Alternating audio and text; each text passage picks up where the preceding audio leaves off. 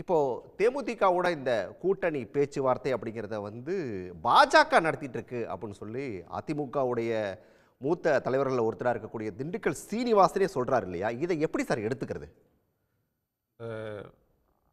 NDA கூட்டணி தமிழ்நாட்டில் வலிமையாக இருக்கணும் அப்படின்றத அமித்ஷா விரும்புகிறது அவங்களுடைய அந்த மூலேருந்து தெரியுது. டிடிவி தினகரன் எல்லாம் கொண்டு வந்தது. திமுகவை எதிர்த்து ஒரு வலிமையான கூட்டணி அமைக்கணும் அப்படின்றது தான் அவங்களுடைய எண்ணம். எனவே அந்த திட்டத்துக்கு எந்த ஒரு சின்ன கட்சியாக இருந்தாலும் வெளியில் விட்டுறக்கூடாது அப்படின்னு நினைக்கிறாங்க. தேமுதிக பொறுத்த வரைக்கும் ஒரு சில பாக்கெட்ஸ்லாம் அவங்க வெற்றி தோல்வியை நிர்ணயிக்கக்கூடிய அளவுக்கு வாக்கு சக்தி உள்ள ஒரு கட்சி தான். எனவே அந்த கட்சியை விட்டுறக்கூடாது அப்படின்னு நினைக்கிறாங்க. எப்படியாச்சும் அகாமடேட் பண்ணிக்கணும்னு நினைக்கிறாங்க. ஆனால் அது டிமாண்டை பொறுத்து தான் அதை செய்ய முடியும். இவங்களுடைய டிமாண்ட் எந்த அளவுக்கு இருக்குது? 15 தொகுதி 20 தொகுதி கேட்டாங்க அப்படின்னோம்னா அது சாத்தியப்படாது. ஸோ ஒரு 5 தொகுதி 6 தொகுதி அப்படின்னு கேட்டுக்கிட்டு இது பண்ணாங்க அப்படின்னோம்னா சரிதான். அதோட மாநிலங்களவை அப்படின்ற ஒரு கண்டிஷனை ஒரு ப்ரீ கண்டிஷனாகவே வைக்கிறாங்க. அவங்க யாரோட கூட்டணி பேச்சுவார்த்தை நடத்துகிறாலும் திமுகவோடையும் சரி, அஇஅதிமுகவும் சரி, தேமுதிக அதை செய்கிறாங்க. அது அந்த கட்சியை ஏன் அப்படி செய்கிறீங்கன்னு நம்ம யாரும் கேட்க முடியாது. அப்படிப்பட்ட ஒரு சூழலில் அநேகமாக அவங்க என்டிஏ கூட்டணியில் தான் இணைவாங்க. அதற்கான சாத்தியக்கூறு தான் இருக்குது அப்படின்னு தெரியுது. இல்லை, இந்த டிமாண்ட் அப்படிங்கிறதெல்லாம் எப்படி எடுத்துக்கிறது? டிமாண்ட் அப்படின்றதுங்க அவங்களுடைய ஒரு 2 பேருடைய அசஸ்மெண்ட்டை பொறுத்தோம்.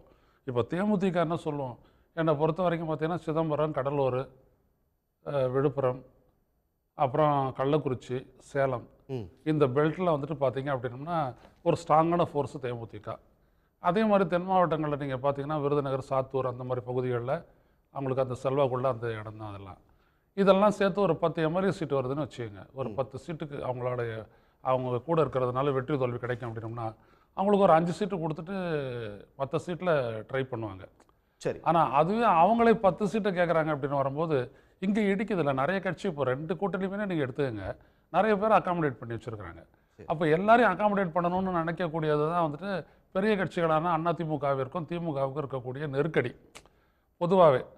அப்படிப்பட்ட ஒரு சூழலில் இவங்க கேட்குறத அவங்களால கொடுக்க முடியாது, அவ்வளோ சீட்டு கொடுக்க முடியாது. ஆனால் அவங்களுடைய கட்சியும் அவங்க இப்போ எடப்பாடி பழனிசாமிக்கு என்ன அப்படின்னோம்னா ஒரு தீர்மானமாக 160 தொகுதிக்கு குறையாமல் போட்டியிடணும் அப்படின்னு அவர் நினைக்கிறாரு. அவர் 180 இருந்தார், இப்போ 160 தொகுதியிலையாவது அவர் போட்டியிடணும் அப்படின்னு நினைக்கிறாரு. 160 தொகுதியில் போட்டியிட்டால் தான் தனிப்பட்ட முறையில் ஒரு தனித்த பெரும்பான்மை பெறுவதற்கான சாத்தியக்கூறு இருக்கும். அதைத்தான் அவருடைய கட்சியினுடைய தொண்டர்களும் நம்புவாங்க. நிறைய பேருக்கு சீட்டு கிடைக்கும், உற்சாகமாக வேலை பார்ப்பாங்க அப்படின்ட்டு. ஒரு ஜெயலலிதா மாதிரி ஒரு 143 நின்று 143 நின்று 134 ஜெயிச்சாங்களா 2001, அந்த மாதிரிலாம் இவர் எதிர்பார்க்கல. அதனால் இவர் அதிகமான இடங்களை இவர் போட்டியிடணும்னு நினைக்கிறார். இது ஒன்று. திராவிட முன்னேற்ற கழகத்தை பொறுத்த வரைக்கும் அவங்களுடைய நிலைமையும் அதே தான். 160 170 தொகுதியில் அவங்க போட்டியிடணும்னு நினைக்கிறாங்க. அதுக்கு உட்பட்டு தான் மற்றவங்களுக்கெல்லாம் அவங்க அந்த தொகுதி பங்கீட்டை செய்வாங்க.